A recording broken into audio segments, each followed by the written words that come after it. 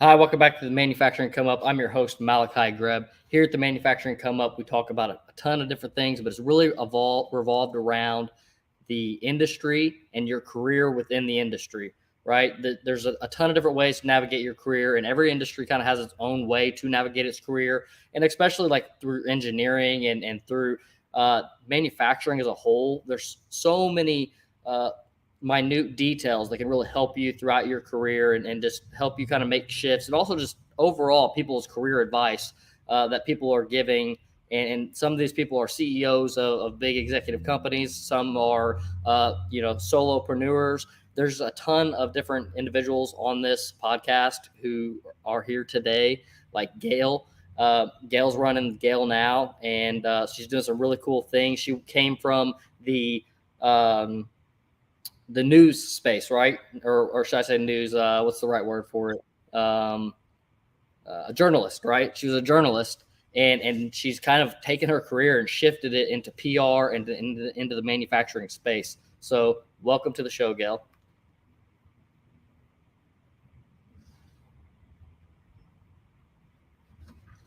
Mm. Hey, there we are. Don't you love live? Live is always so fun because you just never know what's going to happen. Absolutely. How's it going, Gail? It is going great. It's been a busy time since we both saw each other at Automate over in Detroit, in town. So I'm glad we met in person, and now here we are on the screen. Yeah, absolutely. I think you come from a very interesting career background, even though it wasn't necessarily a manufacturing career background. Background, but just journal.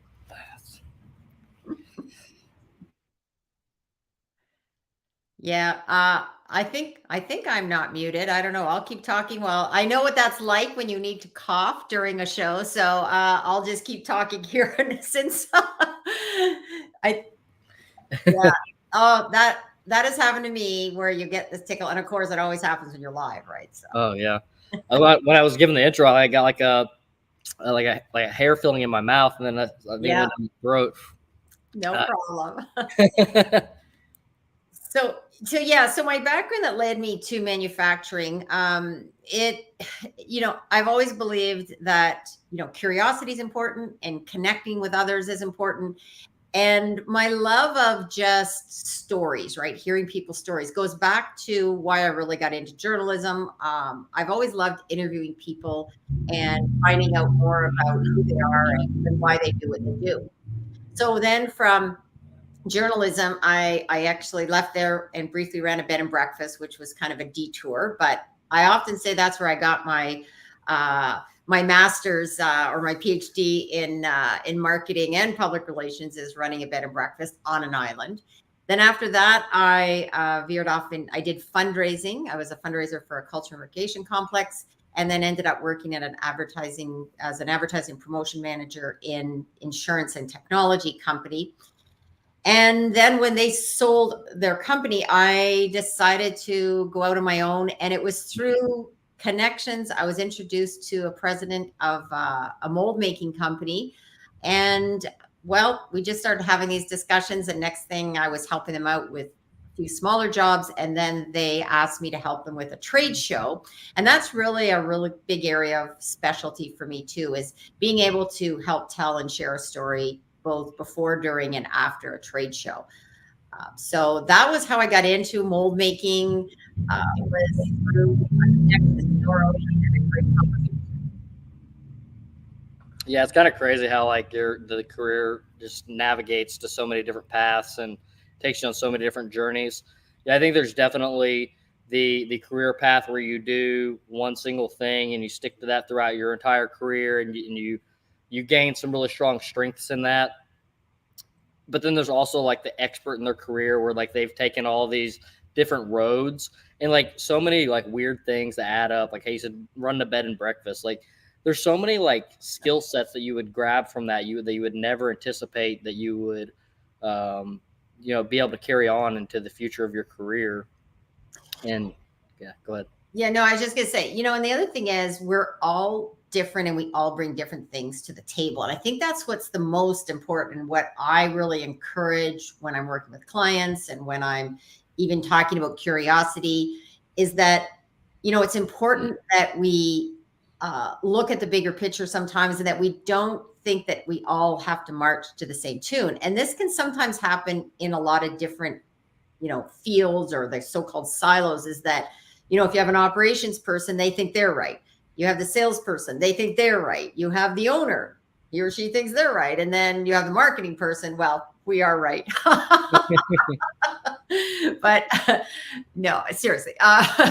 The idea, though, that I think what I try to do, because of my background in using transferable skills, is I always try to encourage to listen to all of those different groups, because they all bring something to the table. And I really have learned that because of all the different careers I've had. I've stumbled along the way, and that's how we learn. We have to make mistakes. But what's fascinating to me coming into manufacturing, and why clients often like what I bring in, is because I have the marketing, the journalism background, the public relations, and I have done my research into things like mold making and molding. And so I really have learned to understand that world. And then it's about being able to help them tell and share the story. I don't have to know everything. And when I was a reporter, I used to say, I don't have to know everything. I just have to know who to go to get the information. So when I'm doing a story or putting a trade show together or helping put a news release, as long as I know who to go to and get the quotes, and then help them shape what they want to say. Right. Yeah, I think that that's one thing that's definitely missing from marketing. I feel like there's definitely some people that are good at marketing when it comes to like storytelling. But I feel like, at least when I look at PR, the PR side of things, one, I look at it a little bit more individualized. It's the individual versus the company. But then even then, there's like a lot of marketing where there's not like really I'll say public relations, an image that's really being portrayed, right? Like what's our story? How do we want to be defined? Like there's not a lot of that that's going on. It's like, really, it's a position that I kind of look at, for us as a company. Like we have a few mottos and a few slogans that we kind of go by, and hopefully those kind of stick in the market. Like freeing humans one robot at a time, like that's one of them. But as far as like really having like that PR and that brand image, like our marketing still is not there yet. We're still a smaller team, and we're still working towards that, and getting the people in place to have more of that PR and that public type of what do you call it, public view, and thought on who we are as a company. But there's just a major I feel like there's a major gap in the PR and the marketing side of things. Well, there is, although I want to say you're far ahead of many. I mean, you're doing this podcast or show, you're wearing a branded shirt, you're showed up at a trade show. So you are far ahead of so many. Some of the people I'm working with, I'm just trying to get them sometimes to get on LinkedIn. And I often now say, if you post once a month, I suggest to start, just do but do it consistently. And this has been the greatest struggle, is why is it that more people in manufacturing aren't out there telling and sharing their story? Some of it, I think, comes from a bit of fear, a bit of uncertainty. And sometimes I have heard this, that, and I know this has happened, where someone will post something or do something in manufacturing on a social media platform, and someone then teases them about it and says something, or they laugh about it. Yeah. And without fail, I always say, was it a customer? No. Was it a future customer? No. Was it a supplier? No. Oh, was it friend or family? Yes. Okay. Then why do you care? Like, I mean, right. I have been teased about Gail now since the beginning, but I tell you, when I go to events now, people introduce me as Gail now. Like, I actually have my name up here today. Sometimes I just have Gail now, because most people, that's how they know me. But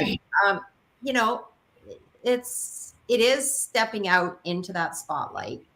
But here's the thing, I see people do it at trade shows. They'll go in, even they'll spend all this time on cold calls, and they'll do email after email. And yet LinkedIn and having a presence, even like showing up on a podcast show, it is the best way to get people to come in and be attracted to you as opposed to you pushing out. So, if you're posting and engaging with other people, it really makes a big difference. And there is so many stories out there that can, and testimonials of how it works. And, we know some people in common that we saw at the trade show, right? You saw all that gathering together. I'm part of the Manufacturing Champions group, which, how did I get to be part of that group? Because I showed up on LinkedIn and because I was engaging and connecting with people. And it's a lot easier than people think, but you have to start. Yeah. Yeah. And it definitely takes a lot of consistency. And to go back on like the thing you mentioned before with like, it can be hard sometimes, like people can try to like ridicule you. And I think one thing is like people like are somewhat threatened. And so they just, they like to kind of poke a stick. And like, say for instance, for myself, I personally experienced a lot of pushback. One, because like I don't have like the best like grammar. I don't have the best grammar, you could say, or spelling, and I also don't care that much either. So like whenever I'm posting on LinkedIn, if there's like misspellings, a lot of times I don't check for misspellings. I just type the thing out and I send it. You know what I mean? It's a 2-3 minute post, if that, and especially in the beginning, and LinkedIn has changed a little bit. It's relaxed a little bit. But especially in the beginning, like there'd be pushback. I'm like, don't make LinkedIn posts if you're not gonna spell your words right, or if you're not gonna use proper grammar, or whatever, and there'd be people even DMing me trying to say things like that. And I'm like, okay, cool. If you don't like it, don't read it. And you just kind of got to push back against it. And I think people after some time will like realize that you're there to stay, and you're not gonna just like shut down and go away. I have a saying, I believe I've worked in, a lot of different industries. I've worked with people that, say the right things all the time, but here's what's most important. It's what you do, not what you say. And I have learned this from many bosses. I've been involved. I've been in the union movement. I've been a manager, I've had my own business, traveled in a lot of different circles. And believe me, at the end of the day, I'll take the person who does the right thing and is genuine. And you can have perfect grammar and be not a very good person too. So Yeah, as I said, I've listened to some of your shows. I listen, and I think you're doing a stellar job. I mean, it's because it takes a lot of strength to step out if those things aren't your strengths, right? Like whether it's grammar or whatever. But I haven't, like, it's not something that stood out to me or that I went, ooh, like it. So I think most people do exactly what you're doing. They second guess. What you did differently though was you kept moving forward and you pushed on. A lot of people don't do that. They feel, and that old nasty word, we hear it all the time, imposter syndrome, but it is a thing. People start to second guess. And the other thing that happens, I know this happens in the world of mold making, it happens in automation, it happens in manufacturing, it happens in just about every industry.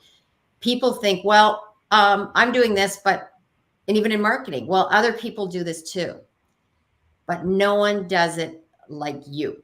It's like your thumbprint. So when I do I don't really have any competition that I'm truly worried about. I embrace people, even in the circle that I work with in manufacturing, because, I'm very niche in what I do. I'm very targeted, and no one else can be Gail now. It's just me. Right. That's, and I bring that personality. And here's the other thing that I often say. I say, I may not be your cup of tea, but I could be your shot of tequila. Yeah, that's a good one.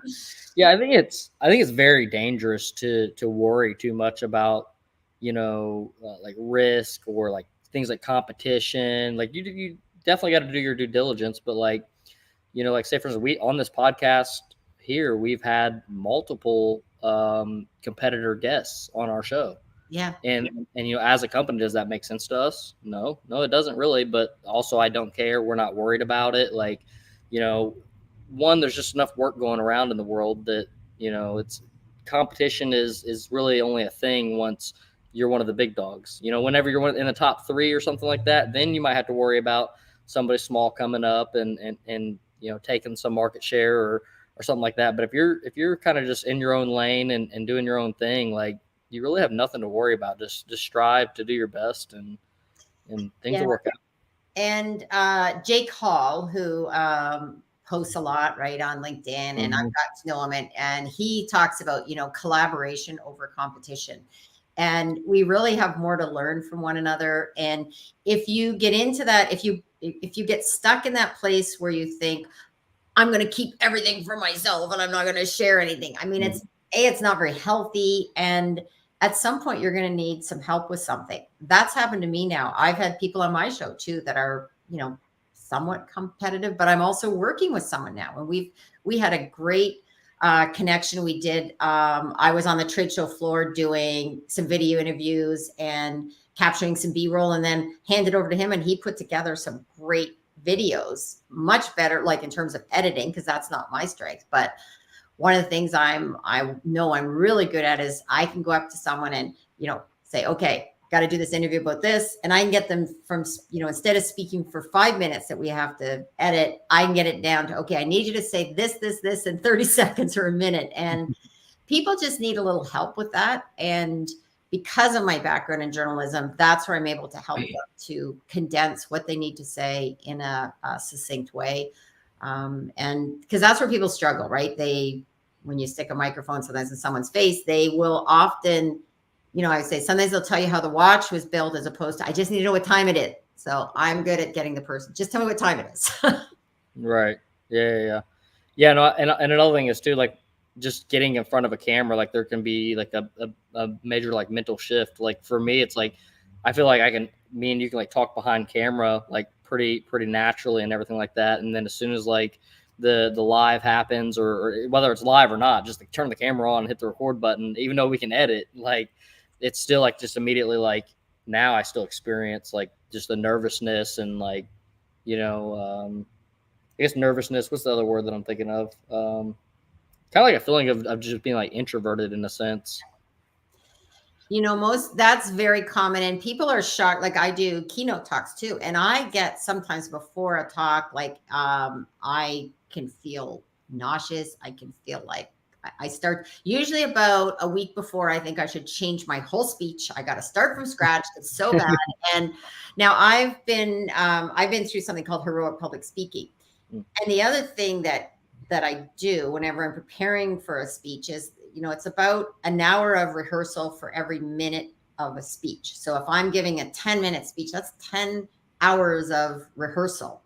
And people think that's crazy, but it by the time I do rehearse, go over, but it does make a difference to rehearse for it, but also it's completely natural to, before a show like this or before you give a talk, to feel nervous. That's human nature. And I often say, if you're not feeling that, you're probably not going to have the right energy. I still, before a show, I mean, I love, like, I'm the extrovert, right?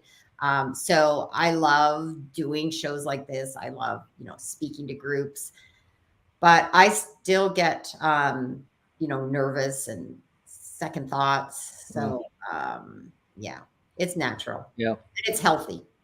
One thing that I do find, like, through the nervousness is, like, it will bring like thoughts and just language, to your mind that maybe you wouldn't have thought about, like that, like, just like, I don't want to go like completely religious with it, but maybe it's like words like from God, or like just words that come from like a place that's not even from your own mind, because you're in this like state of just like not having an answer for something, and it kind of just comes to you. I also, when I'm helping people prepare for shows or speeches, that's another thing I've helped people with, is that, sometimes it is good to, be prepared for, whatever questions, but it's okay to say, I don't know, or oh, I don't have that answer right at hand, but I can drop some more information in the comments after. And I think sometimes we think we have to have the answer at the right moment. We have to be perfect every moment. And we don't. I mean, it's much more natural flow when you can just talk, and, if you forget something or you speak in some way, right? I mean, that's natural. If something's too perfect, I don't know. I always find it's like those 5-star, when someone gets only 5-star reviews. I'm like, Yeah, what's going on there? gotta be something going on there, right? But yeah, it's the other thing I suggest before talks to people is that to write down, if you have, like, when I'm doing, in the past, I had to do, say, radio interviews for a company I was working for. So I'd always have my 3 key points. So I'd make sure I get these points out during the interview, and then you never run out of anything to say. Although I never run out of anybody that knows me. Yeah. So, like, whenever you're looking for those, like, 3 points, are you looking for, like, any, like, particular topics, or is it like these are these 3 topics we want to touch on, and then, like, through that, there's going to be like 5-10 questions, or? Mm-hmm. Well, if say if I'm doing, though, an interview, someone's interviewing about an event, so there may be 3 things. So I want to make sure I'm talking about where the event's happening, the time of it, and the logistics, or there's maybe a focus of the event I want to talk about. So I would have those points just written down, because sometimes you get in the middle of it and you're like, oh no, I know I'm supposed to say something else, right? And sometimes even for a show. Now, sometimes here's this was just for my this is my show notes. So I just, that was for an earlier show I did. And it's just, I write down keywords so that if during the interview I lose track of something, I can look down and go, oh yeah, I've got to ask about that. So yeah, it's, and we all have our different ways of doing things. Some people don't use notes. Some people, like me, I still like handwritten for it. As much as I use technology of everything, sometimes I like to write out things. What's your experience on, as far as, like, individuals who are, like, really prepared before, like, doing speeches and whatnot, versus, like, those who kind of just go off the cuff? Well, it depends who you are, right? So if you're a very well-known person and you're going to get paid to be brought in, and they're going to they don't care too much, you can probably do it maybe off the cuff. If you're being brought in as a subject expert or to bring in a motivational speech, usually there's a lot of preparation. And from speeches that I've attended a lot. I've helped book people. I always know the people that have done that 1 hour for every minute of speech. And there's a few people in my circle. Ron Tite, I met him through networking. He was kind of the reason I actually got into the whole heroic public speaking world. And I just want to say, when I attended that course, it was more than just public speaking. It was life-changing for me. And it was how I really tapped into the whole idea of curiosity, and where my title, Chief Curiosity Officer, came from, is that other people started saying, you're the most curious person, you're this, that. And I didn't see it in myself so much, but it was very helpful. So there are keynote speakers that I've heard, and now to watch them, you think they just walked up there and they're talking off the cuff. You would think that so the best speakers, it looks like they've done no planning. They just, because it seems to flow naturally, they're speaking, and it's usually all very carefully planned, and they've rehearsed it so much that it sounds just like they're up there. Gotcha. Yeah, natural. Yeah. And part of my questioning on that is because, like, I'm definitely more of like a run and gun, off the cuff type of individual. And so it's like, I really struggle. And at some point in time, we'll have like more of a team behind me that's doing more of like my preparation of things, like really like forcing me to, like, hey, you need to like study this, especially for like certain types of like events and whatnot. I'm very lucky to like come from like the engineering background and project management, and so like there's a lot of things that I have a lot of experience in, and just spent my day to day doing it. So there's things that I can communicate on very easily without needing any notes, right? If we want to talk about something about robots or something about like AMR technologies or maybe robotic welding or something like that, like those are all things that I can just communicate on very easily without taking much notes. However, if there's something that requires like more of a deliverable, right? Like you're saying, like a subject matter expert, where they're probably expecting just some bulletins of some things, or just that those take a lot more discipline. Discipline's the biggest thing that I look at is discipline. We all have that issue. And I think it depends what type of speaking opportunity as well. So if you're doing, a breakout session, that's one thing. If you're doing, though, a keynote talk and you're there and you're like, and some of these people like the Ron Tite, some of these other people I've mentioned, I mean, they can be making anywhere to 30 to 75,000 for a keynote talk, right? So I would say it really depends. Like I did a keynote talk for women in aerospace, and I spent a lot of time on that speech. And I was talking because the theme was beyond all limits. So I talked about my 3 steps: sign up, suit up, and show up, and tied it into their theme. Now I came in and there was a bit of a theatrical introduction. And it was interesting because I had it all planned. And then I started second guessing myself and going, oh my God, this is going to look silly. People are going to, and it turns out quite the opposite. People loved it. They're still talking about that because I did this whole, came up in a lab coat. It was, and so, yeah. Sometimes we take those risks, right? And it was a calculated risk, right? I mean, it did tie into my talk, but again, it depends, if I'm going, sometimes I'm asked, like I'm going to be moderating a panel, it's upcoming on networking, and it's going to be a networking panel about networking. So it's through our local university. So they have 2 people from the university community. I'm from the broader community. And I'm excited about that because I love that more people are realizing the power of networking. And I'm going to be talking about networking in person and online. Very nice. There's a big missed opportunity. And that's why kudos to the people like the Jake Halls and the Chris Lucas and the Megan Zievas, all of these people that are realizing like there's so much opportunity to, tell and share stories, even what you're doing as well. I mean, there's so many people hungry for this information, and there's so few people putting out content. So as soon as you do one thing, you're ahead of the masses. I can't tell you how many times I've bumped into people and I go, hey, these companies have the best stories. They're doing phenomenal things, and nope, not posting anything about it.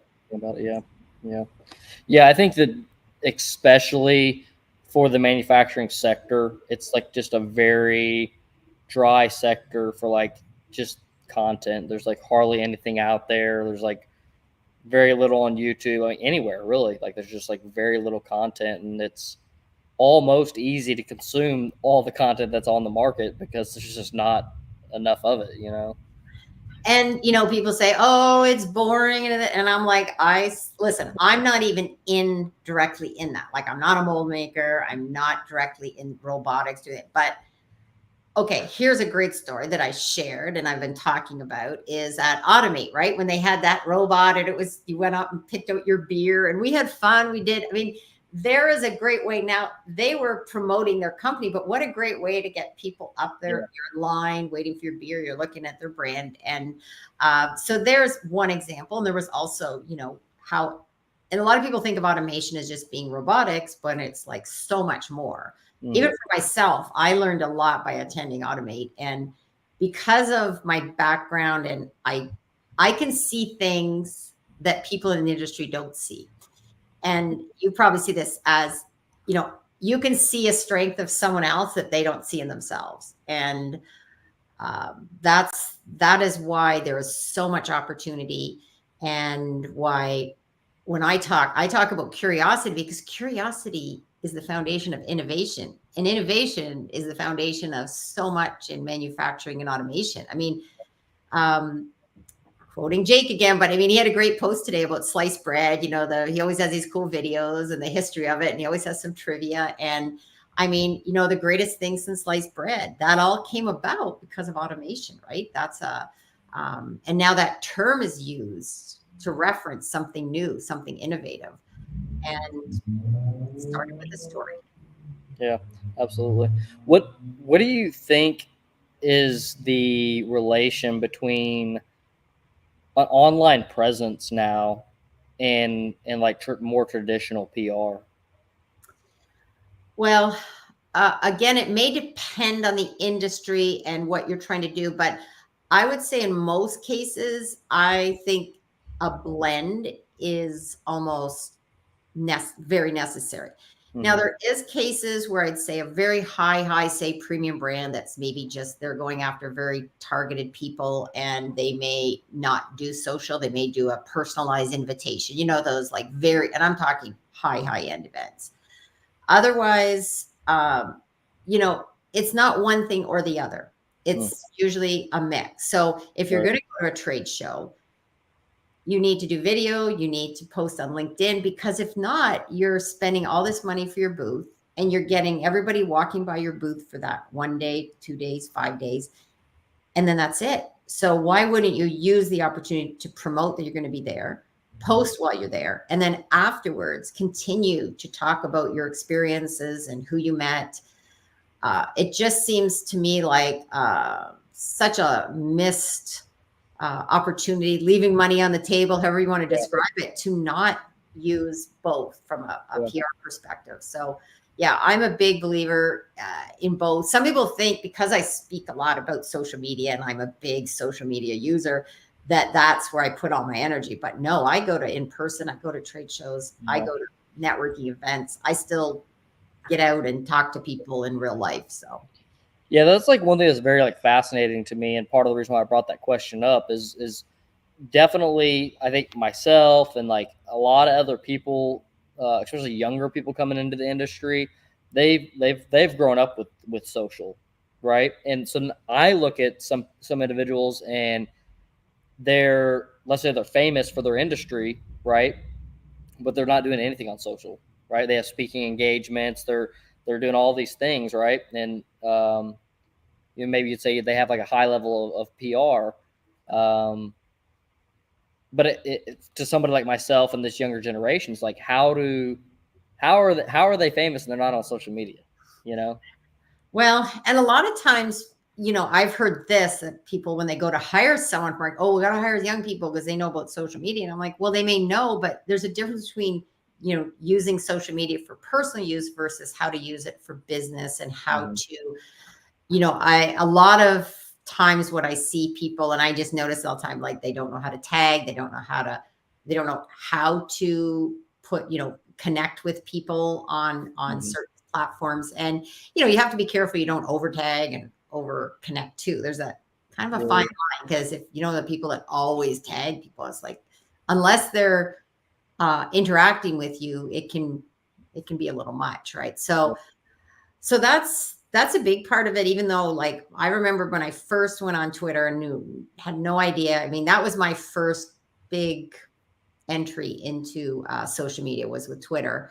And um, found it's been a great way to connect with people. And I like how Twitter and LinkedIn work. And Twitter's controversial right now to a certain extent, but not if you know how to curate your feed and follow the right people. And it's a lot of times people complain about negativity as they are connecting and commenting negatively with other people. And I always said, Mm-hmm. well, as in life, if you're going to get engaged with people and argue with them all the time, the argument never ends, right? You just keep fighting. And I use my scroll button a lot on Twitter, but I also have met amazing people, like, that have been pretty much, I'd say, life changing for me in terms of the Mm. cool people I met because of Twitter. Really? Hmm. Yeah, it's really good for. There's a lot of media, politicians, thought leaders. Now, not all of that necessarily can be good, but there are some people that are very thoughtful, and I know the people to follow because they curate content for me. So they take it, translate it, and I know I can trust them that they're not going to post something that's just inflammatory and they haven't done their research. So, and I like to think that's what I try to do with my Curious Minds show is when I'm bringing people on, it's to help people see a different perspective. So, I had Jim Vinovsky on recently talking about, manufacturing from a perspective of, it's not only sort of one narrative when it comes to manufacturing. We have to maybe look at a broader picture when we're looking at anything from whether it's talking about climate change or EV vehicles. There's more to the story than what we only hear sometimes in, especially in mainstream media. And we have to ask more questions. Yeah, absolutely. Yeah. One thing that for myself, like on the PR side of things, it's like, how do you go about, say for instance, being like a comical person, right? So like I'll just give you like the example, right? We'll just basically use myself as an example. Yeah, let's do that. Let's say I'm a very comical person. I have a very unserious side of me where like nothing serious, and then I have like a completely serious side of me where it's like, I just don't play about that. You know what I mean? Like, so, and the thing is, like, they're so very, very separate from one another, right? So I guess this is like maybe like two different scenarios, but so there's like that, and like how do you manage that in a public relation, or should you just choose one side or the other? And then there's also the other another thing, which is, I think, is completely separate, but is like the automation expert versus maybe business expert. Well, I would think what I know, my limited experience meeting you, is that I think it's good to do a little bit of a blend of those because that's who you are, right? So I would say is I always ask people, if you were to walk in and talk to someone, or when you're out of trade, if you're meeting people, which person is it? Only serious person? Does you bring in humor? And sometimes you may do with certain people more than others. True. What I found works for me. Now, my personality kind of blends in a few things because I post a mix of things on some of my social media platforms. But for me, my TikTok is my fun. Like that's if I was going to go into acting and theater, go check out my TikTok, right? But it's amazing how many people follow me there, watch me there. And I'm completely shocked at how many people are watching on TikTok. So for all this talk of, oh, it's only young people on TikTok. Nope. And that it's only, crazy people. Nope. Like there's so many people use it to, scroll through and watch things. So, this is how I do my job when I'm working with clients too, or with a company. How do I show the diversity of that company's personality? And the same thing with individuals. How do you want to be known? And some people feel like they have to be serious to be taken, seriously. Yeah, if you are generally a serious person, but if you like to sometimes have fun, I think people may want to see that side because they're going to see you more as that real person. What you don't want to do is appear on social media one way and in real life as another. So if you can find that blend, and this is where people say sometimes someone will post something on LinkedIn and say, this isn't Facebook. And I'm like, people need to sometimes dial down that judgment too, because I like reading some motivational. I like reading someone's personal journey because that helps me understand that person, because we're not one-dimensional. I'm only going to talk about marketing and manufacturing. That's not who I am, right? So, and most people that work with me know, like I talk about cycling. So that comes up as a conversation topic, right? About cycling and why I cycle. And so I guess that's the longer answer to how you could present yourself and show some of that humor once in a while. I think people would like it. Yeah. Also too, like one thing that I personally do is I segregate like LinkedIn and Facebook a little bit. So like I'll keep like LinkedIn more automation, more business, more serious, like those type of things. Whereas like I let Facebook be a little bit more like behind the scenes. Like if you kind of want to see what I have going on in my life, like as a CEO of a company or whatever, you know, a lot of times there's some things on that side that's just more relaxed. There's not energy that's put into like, you know, how is this going to be partaken, right? It's just like more the raw. This is the raw side of things, right? Um, so I think definitely platform wise is a good way to like segregate and be different versions of yourself, yet still be yourself. I think you nailed it there. I think that's exactly the right way to do it in terms of, you know, a Facebook, LinkedIn. I mean, my Twitter and what I like for me about Twitter is that it's a little bit of everything about me, and I throw in, there's a little bit, touches upon some political topics. Then I'll talk about cycling. I do work in the area of mental health as well. So there'll be posts about that. So yeah, I think, you know, you have to understand the platform and you have to understand your audience. And then what is, like with anything, what is your goal, right? Are you doing it, you know, for what reason and what is your expectation? So, like my TikTok is just for fun. It is. And I even say that's really my kind of, enjoyment. Sometimes I'll just goof around and do a lip sync, and it's fun, right? And it is not part of an overall part of my media plan. Now, here's the other thing: because I work with companies and individuals, I need to know how every platform works. So I'm on everything, right? And a lot of it's testing. So often that's why I say, "Oh, my TikTok, I got to go test out." But it has been good for doing some editing sometimes of some videos. I've used it for that. So Very good. yeah. What are some advices you have for somebody who's like maybe wants to be more publicly known in the industry? If they're, you know, maybe they want to grow into a career of keynote speaking. What are some things they can do early on in their career to kind of start building up in that? Definitely LinkedIn. If you do nothing else, if you do no other platform, I pretty much, with just about everyone, I'm trying to think if there's any exceptions. There might be some exceptions out there, but if you're going to do nothing else, LinkedIn is, I said, it's sort of a safer place for many people. It's more business oriented. So, and it's also like your online business cards, your online PR machine, right? So, yes, you know, obviously it's good to have a website for sure, because website's the only thing that you own yourself, right? Any other platform, you don't own the content. So you have to keep that in mind with anything. Yep. So probably a very basic website. And right now you can get a basic website done. You know, you don't have to go spend 10, 20,000. You can, but you don't have to. And then I'd say a website and LinkedIn is the best place to start. And then start. Don't wait until you have the perfect headshot and the perfect everything done. Right now with phones, I've done headshots for people. You can, you know, Yeah. don't wait until you have to get a professional done. Ideally, for some people, I recommend professional, but I think you and I both know, even doing these shows, you start. And Yeah. just about anybody that's had great success doing anything, they started first, and then you learn along the way. And you know, I go back once in a while. Sometimes I see some of my early shows too, and I'm like, ooh, Right. yeah. Yep.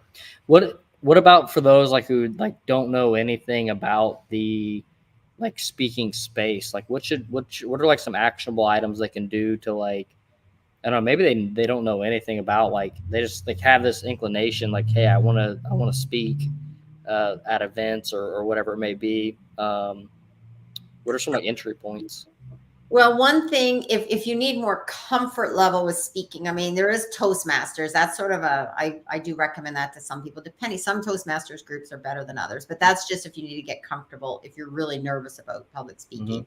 If you're fairly comfortable there, then the next thing is to, you know, even do, you know, get on some podcasts, get your name out there, get a bit of a platform on, you know, like LinkedIn, and start positioning yourself as you know, an authority or knowledgeable about something. And then you know, you can apply for speaking gigs at various like events. And the more, I mean, if you do have a specialized area, that's often what organizations and, you know, events are looking for, someone with specialization. And then decide, are you looking to do more specialty speaking, or you're looking to do more motivational talks, right? Mhm. And also be prepared to probably speak for no charge to start. And, even speak at local, a Rotary Club, speak at anyone, just get some experience. In cycling, we say, you need time in the seat. And in speaking, you need time in front of the microphone, time on the Yeah. floor to speak. And then the other thing I'd suggest, you're not doing it for free. So what you do is you send, you charge them and then give a goodwill discount. So there's ways that, you want to put a value on your time and energy. But yeah, that's usually the best way, is to just get out there and a lot of times through networking and telling people that, hey, I'm available as a speaker. I, I agree. I think that it's extremely important to like build up a platform, like a lot of like what we do and what I do personally for like my like brand and whatnot is it's just to execute, it's to get out there, it's to do things, it's to be on these different platforms. And even if as of right now maybe the messaging is not as tailored as I'd like for it to be, at least there's content being broadcasted to where whatever the raw version of it is with the untailored version, uh, people are gaining, like they're deciding whether they like that individual, or like myself, I guess, in this instance, but they like that individual, or whether the content that they are talking about is content you're interested in, basically building out that following. Mhm. And then over time, like now you have some general base of a following, or people who are interested in your content.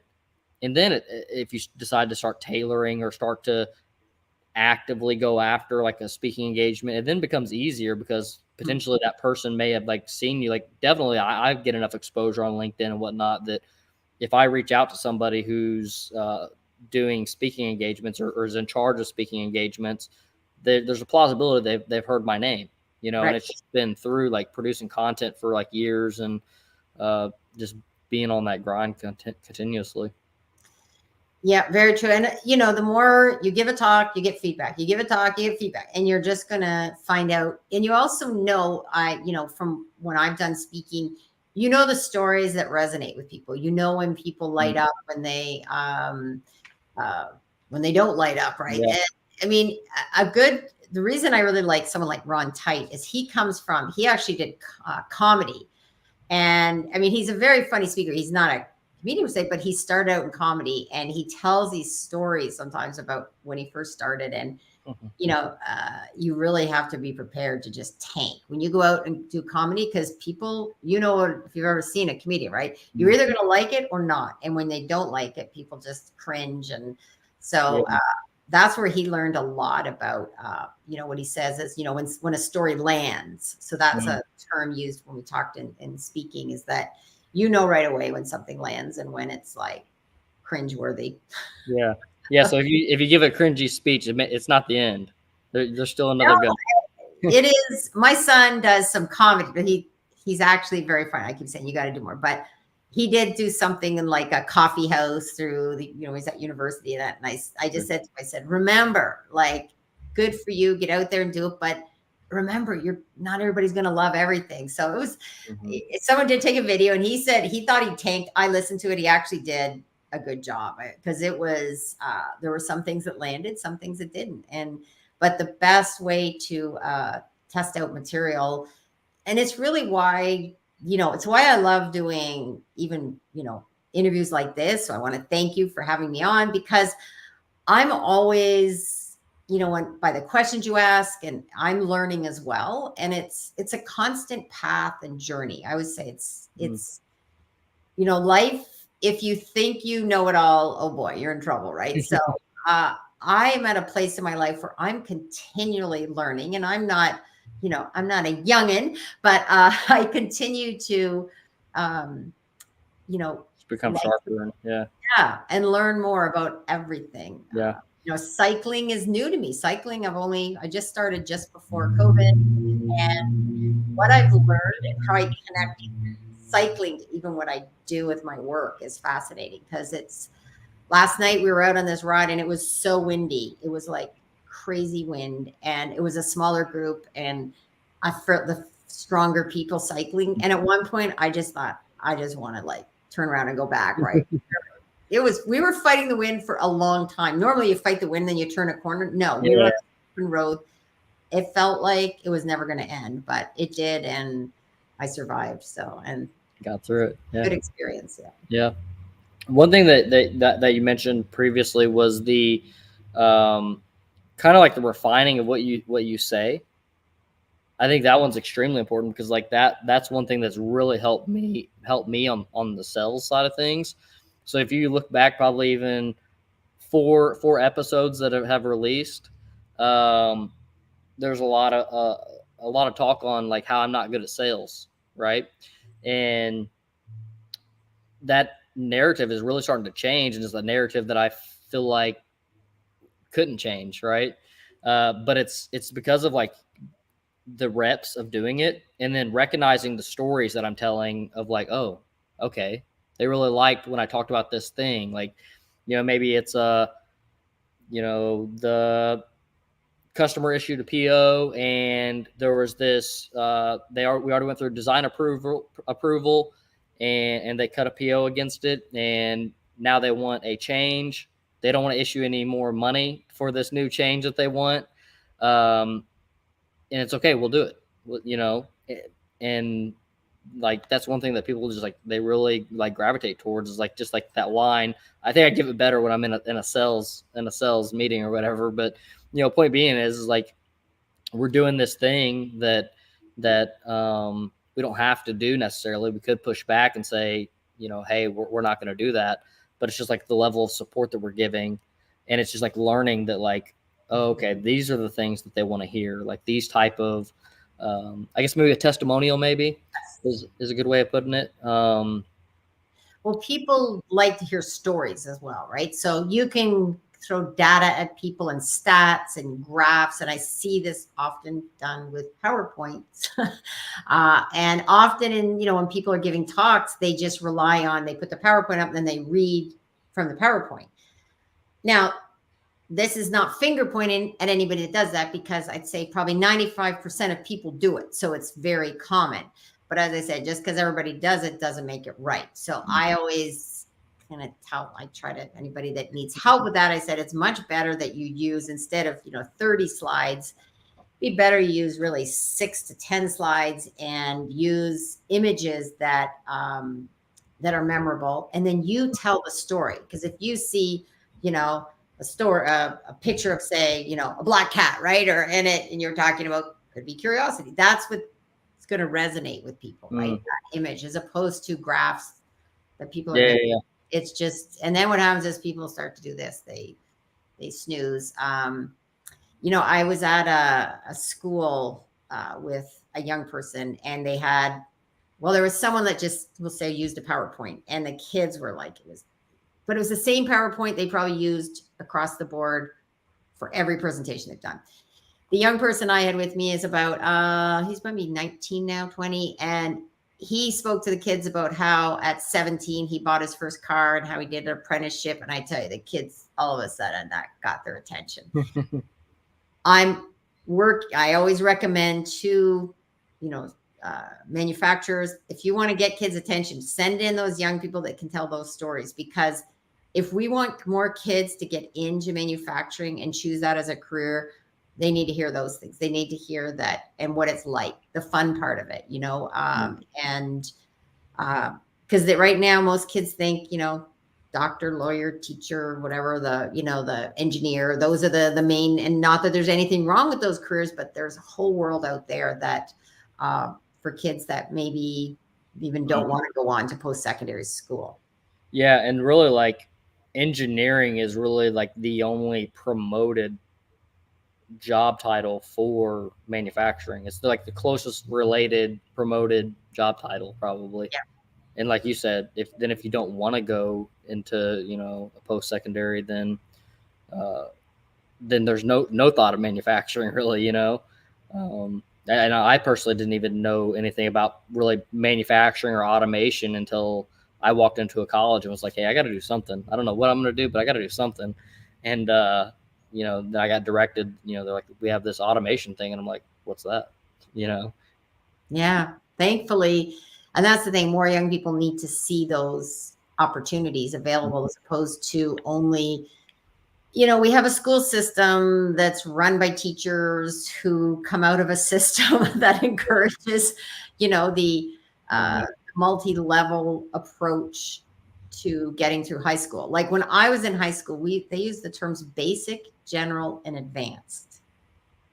If that isn't the worst possible way to categorize kids, so you're advanced. Ooh, you're the smart kids. Basic, like we called kids basic. Yeah. And only because they weren't very good maybe in academics, but they were, and this is a big push right now. A lot of requests. We need to get shop things back in schools. And Yep. We need to get rid of these images that because you're not, an A+ student in academics, that you are basic. We need to also celebrate that.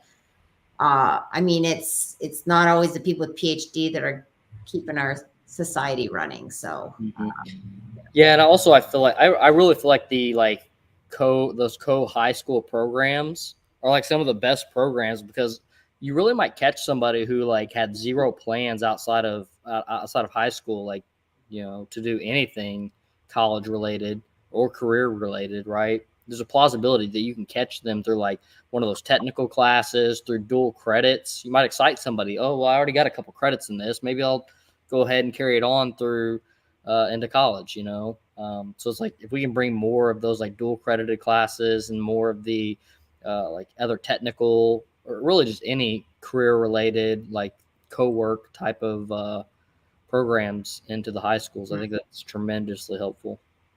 well, this is a bit of a passion of mine. I think the school system is set up much too narrowly focused on one way of learning, right? And we have people that learn differently.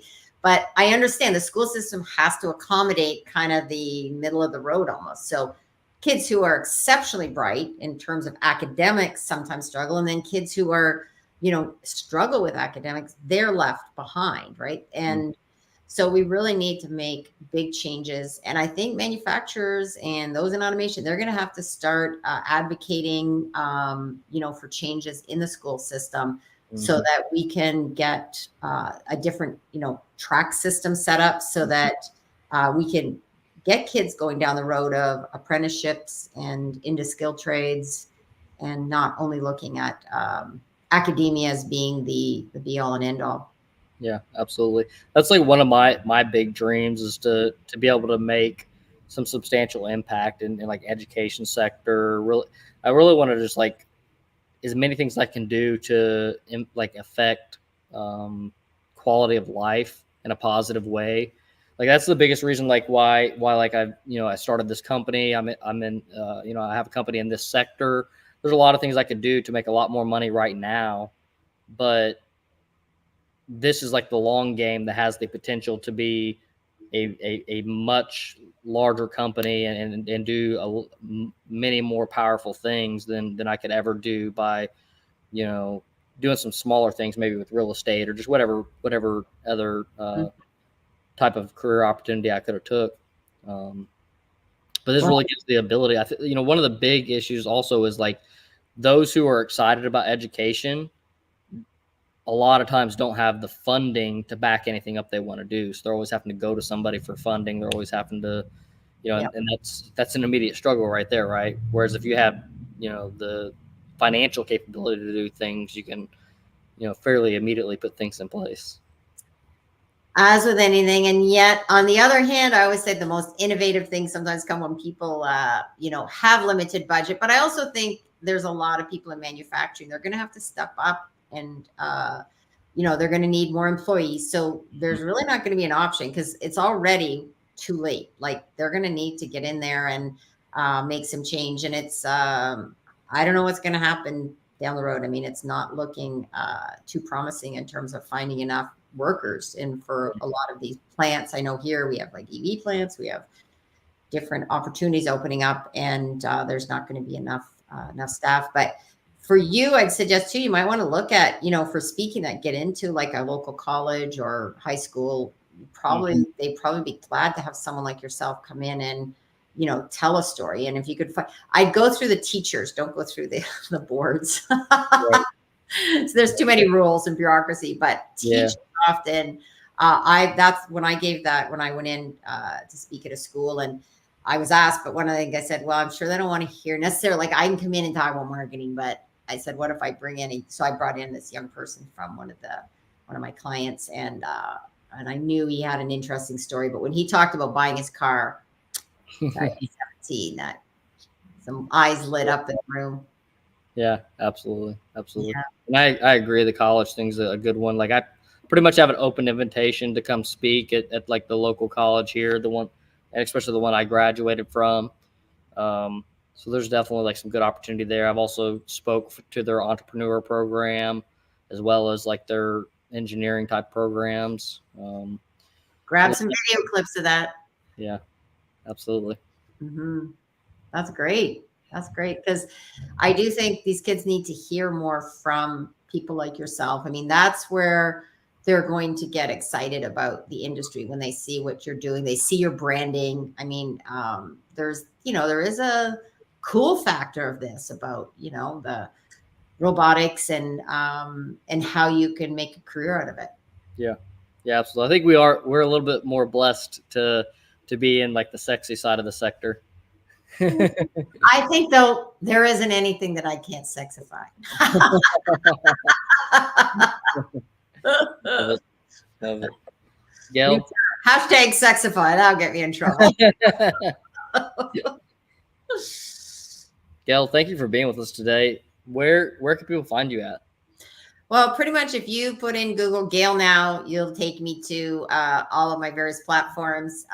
You can find my show on YouTube. And again, if you Google Curious Minds with Gail Now, you'll find my new show, Curious Minds. I also have quite a few interviews on there of my Show Up with Gail Now, where I talk to people who show up in the world of manufacturing. But yeah, and on Twitter, Gail Now. Like I said, Gail Now is she's everywhere. Gail is in the now. Gail's in the now. Awesome. Any last valuable tips you'd like to share with community? I think the main thing is, using you as an example, is just start, get out there and, do something, even if it feels uncomfortable. We don't grow when we're comfortable. And most manufacturers, like if you want to grow, the people that are struggling right now is because they probably didn't get outside their comfort zone. So when you're feeling uncomfortable, you're on the right path. Awesome. Thank you very much. Guys, everybody else, thank you for viewing us. Thank you for checking out this podcast here with Gail. And hopefully you go check out some of our other cool podcasts with our other awesome guests. And we'll catch you in the next one.